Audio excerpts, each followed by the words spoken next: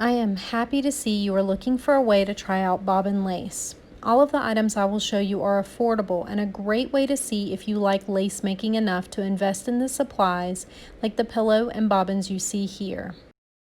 Anything used as a pillow should hold pins well. It is frustrating when a pin won't stay in place and can also cause your lace to be wonky. You can find thin cork board tiles in most craft supply stores. I would recommend using more than one tile because the pins tend to go through the top board and would scratch anything underneath. These boards will work, but they are not my favorite solution. This board has cork on top, but is really just an interlocking foam piece. These are a little bigger than the other boards and much easier to stick a pin in. I prefer this to the thin cork board. This is a 2-inch piece of insulation foam cut to about 18 inches by 20 inches.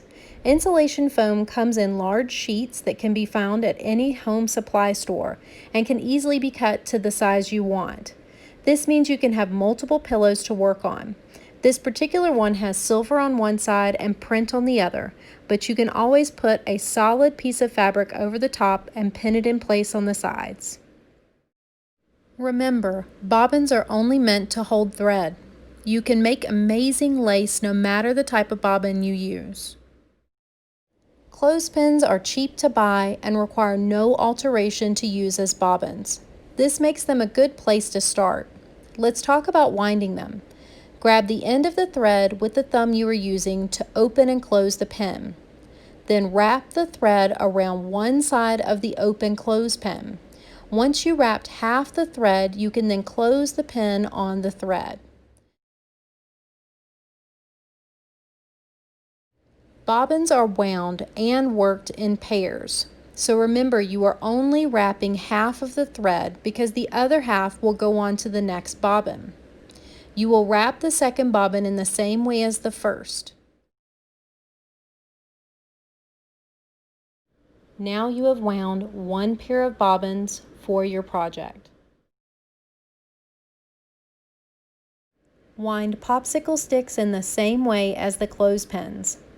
Wrap half of your thread around one stick and then create a hitch, the same as we would on a standard bobbin. Wrap your finger around the end of the thread near the bobbin and bring the bobbin down and around your finger and through the loop you created. Now you can do the same on the second stick.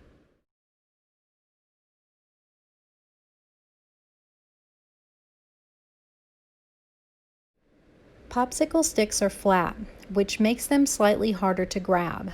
This means they will be a little more difficult to handle and move smoothly.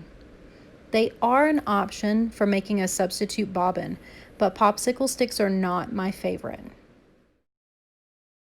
Again, to make a hitch, you can wrap your finger around the end of the thread near the bobbin to make a loop, and bring the bobbin down and around your finger and through the loop you created. The hitch will ensure your thread will not just fall off the bobbin.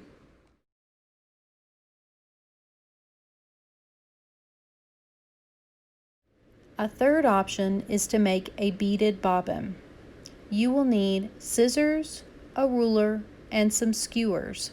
I bought mine from the grocery store. Using the ruler, I measured out 4.5 inches. With the scissors, I scored the skewer. This was a little difficult, but don't skip the step because it does make it easier to split the skewer. Then I gently broke it in half.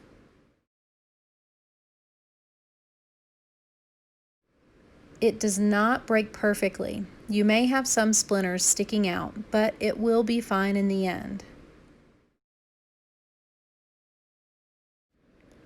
I got 2 4.5-inch sticks out of one skewer.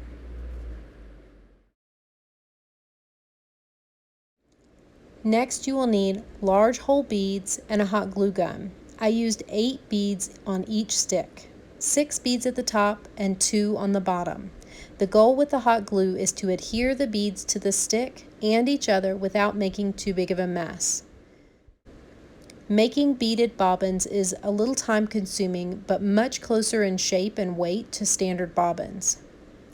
You wind the beaded bobbins in the same way as a standard bobbin. You hold the thread under your thumb as you begin to wrap the thread around. Once you have wound half of your thread, you make a hitch.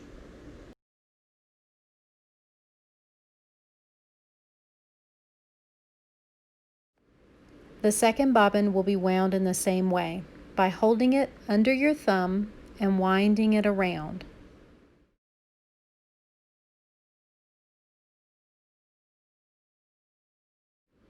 Remember, you make the hitch by wrapping your finger around the end of the thread near the bobbin to make the loop, and you bring the bobbin down and around your finger and through the loop you created.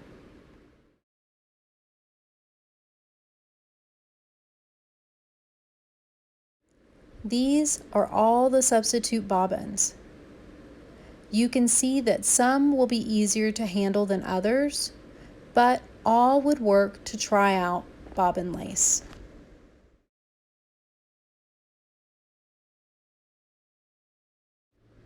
You will need pins to work a bobbin lace project. They provide stabilization so you can make turns and move from stitch to stitch.